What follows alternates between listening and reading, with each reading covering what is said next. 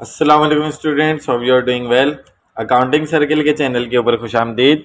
Student, जैसा कि आपको मालूम है कि हमारा जॉब ऑर्डर कॉस्टिंग सिस्टम का चैप्टर चल रहा था और आज हमारा उसका लेक्चर 18 है, जिसके अंदर हम गैरिसन नॉरिन ब्रीवर एडिशन 15 की मैनेजरियल अकाउंटिंग की जो बुक थी उसकी एक्सरसाइज 3.5 डिस्कस करने वाले हैं। और इसके अंदर हमारे पास आज जो क्वेश्चन है उसमें हमने जर्नल एंट्रीज नहीं बनानी है, बल्कि हमने डायरेक्टली टी अकाउंट्स के थ्रू काम करना है। सो वीडियो पूरी देखने से पहले मेरे चैनल को सब्सक्राइब करें और वीडियो को ज़्यादा से ज़्यादा शेयर करें, ताकि इस तरीके के क्वेश्चंस में अगर किसी स्टूडेंट को इशू होते हैं तो वो आसानी से समझ सकें, क्योंकि इस तरीके के क्वेश्चन आपसे अक्सर बीकॉम के अंदर भी पूछे जाते हैं और उसके अलावा आप बीबीए और दूसरी फील्ड्स के अंदर जब पेपर आपका होता है तो उसमें भी आपका टी अकाउंट का कॉन्सेप्ट पूछ लिया जाता है। तो क्वेश्चन में आपको क्या कह रहा है, सबसे पहले देखते हैं। कह रहे हैं जुर्वेन enterprises recorded the following transaction for the just completed month, जो कि अभी कंप्लीट हुए उस महीने के लिए।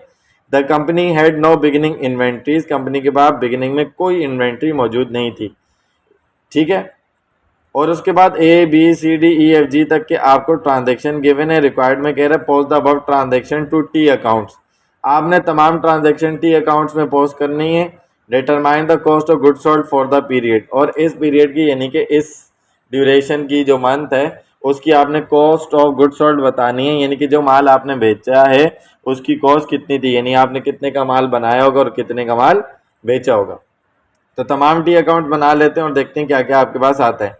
सबसे पहले उसने क्या कहा, $94,000 in raw material were purchased for cash. Cash पर आपने 94,000 का रॉ मटेरियल खरीदा। तो दो अकाउंट आए, एक आया रॉ मटेरियल और दूसरा आपका कैश, तो दो टी अकाउंट ये बनेंगे। फिर कह रहे हैं 89,000 in raw material were requisition for use in production of this amount, इस अमाउंट में से 78,000 वॉज फॉर डायरेक्ट मटीरियल था and the remainder was for indirect material, ठीक है ना। आपने 89,000 का मटीरियल यूज़ किया, 89,000 में से वो कह रहे हैं कि आपके पास 78 जो है वो डायरेक्ट मटीरियल है, ठीक है, डायरेक्ट मटीरियल। तो 89 में से आप 78 निकाल लें तो आपके पास बाकी बचते हैं 11,000।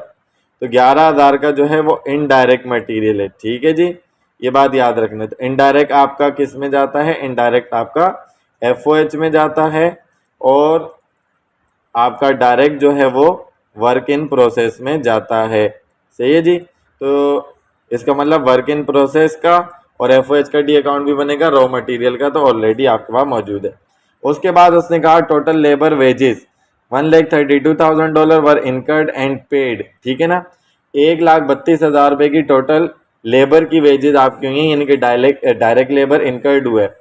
ऑफ दिस अमाउंट इस 1,32,000 की अमाउंट में से, ठीक है ना, 1,32,000 की लेबर की अमाउंट में से वो कह रहे हैं कि 1,12,000 वॉज फॉर डायरेक्ट लेबर। 1,12,000 जो है वो डायरेक्ट लेबर है, इसका मतलब इसका टी अकाउंट बनेगा। बाकी बचे 20,000 वो वॉज फॉर इनडायरेक्ट लेबर, वो इनडायरेक्ट लेबर के लिए है। तो इनडायरेक्ट लेबर आपकी किस में जाएगी, FOH के अंदर, फैक्ट्री ओवरहेड के अंदर चली जाएगी। ये बात आपको मालूम है और पहले भी कॉन्सेप्ट इसका बता चुका हूँ। नेक्स्ट आपको कह रहा है कि एडिशनल मैन्युफैक्चरिंग ओवरहेड भी आपने इनकर्ड किए, जिसकी कॉस्ट कितनी है, 143,000 इनकर्ड एक्सपेंस हुआ और आपने पे भी कर दिया, ठीक है ना, फैक्ट्री ओवरहेड में। Manufacturing overhead cost of $152,000 were apply किया आपने जॉब्स के ऊपर using the companies pre determined overhead rate को यूज करते हुए। फिर कह रहे हैं कि यानी कि अप्लाइड है, ठीक है ना, उसके अंदर फिर हम कैलकुलेट करेंगे अप्लाई कितना किया था और एक्चुअल हमारा कितना हुआ। कह रहे हैं ऑल ऑफ द जॉब, जितनी भी आपने जॉब स्टार्ट की थी, इन प्रोग्रेस थी, at the end of the month के एंड में वो कंप्लीट हो गई, यानी कि कुछ काम एंड में बाकी नहीं रहा। एंड शिफ्ट टू कस्टमर, और कस्टमर को बेच दी। कितने की बेची ये आपके पास नहीं लिखा हुआ, इसलिए हम उसकी एंट्री भी सेल और अकाउंट रिसीवेबल या कैश पर बेचा तो इसकी नहीं बना सकते। फिर कह रहे हैं एनी अंडर अप्लाइड या over applied overhead for the period was close out to cost of goods sold account, कि कोई भी अगर अंडर अप्लाइड या ओवर अप्लाइड फैक्ट्री ओवरहेड होगा तो आप उसको कॉस्ट ऑफ गुड्स सोल्ड में क्लोज करोगे, तो वो तो हम कैलकुलेट करके देखेंगे कि ओवर है या अंडर अप्लाइड है। तो सबसे पहले ट्रांजैक्शन को पॉज कर लेते हैं। जैसा कि मैंने आपको कहा जुर्विन एंटरप्राइजेज के जनरल लेजर्स बनाने हैं। एक बनेगा कैश का, एक बनेगा रॉ मटेरियल का, फिर वर्क इन प्रोसेस का, फिर फिनिश गुड्स का, मैन्युफैक्चरिंग ओवरहेड और कॉस्ट ऑफ गुड्स सोल्ड का। ठीक है जी। तो सबसे पहली ट्रांजैक्शन में आपने रॉ मटेरियल खरीदा कैश पर, तो रॉ मटेरियल आपका डेबिट हो गया, ठीक है ना। रॉ मटेरियल ए में डेबिट 94,000 से और कैश आपका क्रेडिट 94,000 से। उसके बाद आपने सेकंड में 89,000 का रॉ मटेरियल यूज़ किया, तो रॉ मटेरियल क्रेडिट हो गया और उसमें से 78 का डायरेक्ट था, यहाँ नीचे मैंने कैलकुलेशन आपको बताई हुई है, वो वर्क इन प्रोसेस में जाएगी, तो वर्क इन प्रोसेस डेबिट। और 11,000 का इनडायरेक्ट मटेरियल था, तो FOH आपका हो जाएगा डेबिट। तो वर्क इन प्रोसेस बी में 78,000 डायरेक्ट मटेरियल की वजह से, यहाँ पर मैं आपको समझाने के लिए लिख भी देता हूँ, डायरेक्ट मटेरियल की वजह से कि आपका डेबिट हुआ, और 11,000 मैन्युफैक्चरिंग ओवरहेड डेबिट हुआ, किसकी वजह से, मटेरियल की वजह से, ठीक है, रॉ मटेरियल जो आपने यूज़ किया था। और आपका टोटल मिलाकर 78 प्लस 11 रॉ मटेरियल हो जाएगा क्रेडिट। ठीक है जी, ये दो एंट्रीज हो गई। तीसरे में उसने क्या कहा कि आपने टोटल डायरेक्ट लेबर यूज़ किए 132, उसमें से आपकी 1,12,000 रुपये की अमाउंट जो है वो डायरेक्ट की थी, और बाकी जो बची 20 वो इनडायरेक्ट है, वो आपने इनकर्ड की और पे भी कर दी।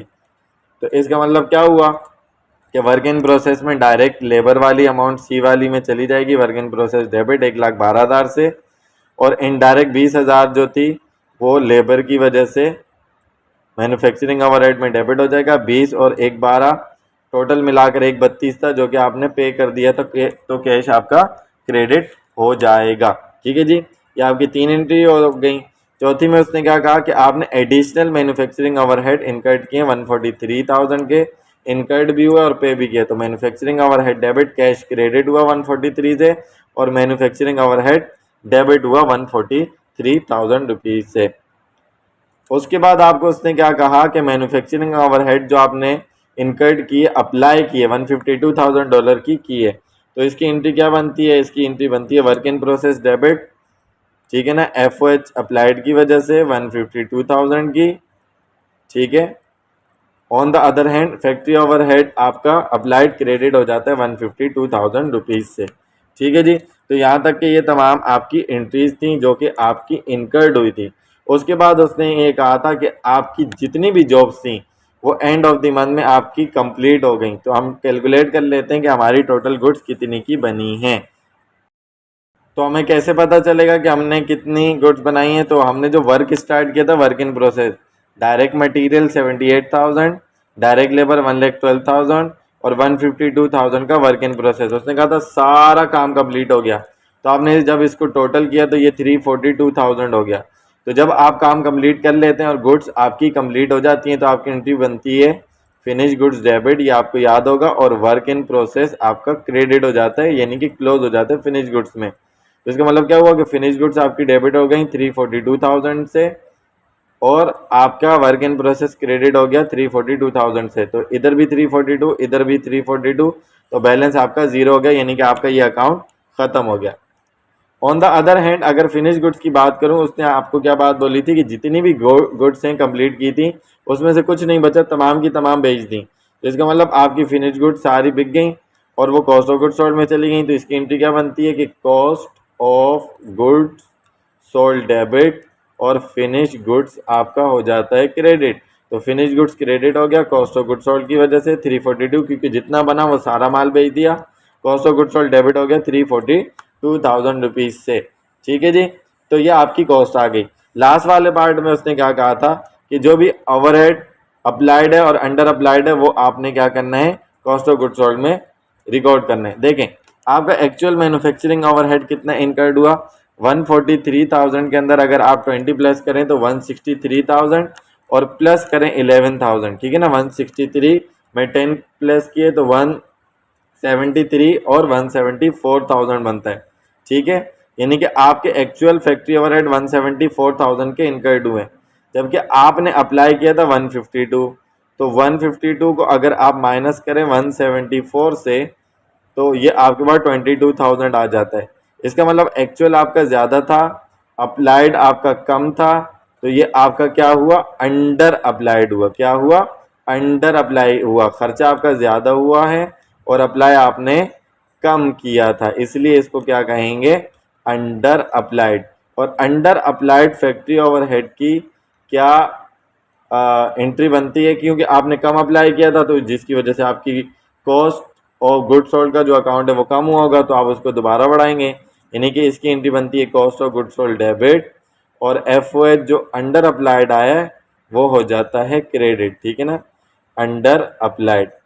सही है जी। तो इसका मतलब क्या हुआ कि cost of good sold debit हो जाएगा 22,000 से, और factory overhead under applied credit हो जाएगा कॉस्ट ऑफ गुड सोल्ड की वजह से, तो 152 और 22 और इधर 174, इधर भी 174, तो मैन्युफैक्चरिंग ओवरहेड का अकाउंट क्लोज हो गया था, वर्क इन प्रोसेस का अकाउंट भी आपका क्लोज हो गया था। ठीक है जी। बाकी रॉ मटेरियल का 94 माइनस 89 5000 बैलेंस बच गया था, और आपके पास से आउटफ्लो जो हुए कैश का, इनफ्लो आपको नहीं बताया, वो आपका ये टोटल आउटफ्लो हुआ है, और ये आपकी कॉस्ट ऑफ गुड सोल्ड है 3,64,000 की, यानी कि इतने की कॉस्ट का आपने माल टोटल बेचा है, लेकिन कितने का बेचे वो आपको नहीं बताया गया, क्योंकि उसने आपको सेल की इंफॉर्मेशन नहीं दी थी, उसने just cost of good sold तक का पार्ट आपसे पूछा हुआ था। सो आई होप कि ये वाला क्वेश्चन आपको अच्छे तरीके से समझ में आ गया होगा। अगर इस क्वेश्चन के अंदर आपको किसी भी किस्म की कोई परेशानी होती है या कोई कॉन्सेप्ट समझ में नहीं आता, तो आप कमेंट सेक्शन में क्वेश्चन करके पूछ सकते हैं। उसके अलावा आप बाकी सोशल मीडिया प्लेटफॉर्म पर भी पूछ सकते हैं, जैसे इंस्टाग्राम, व्हाट्सएप और फेसबुक पर भी रब्ता कर सकते हैं।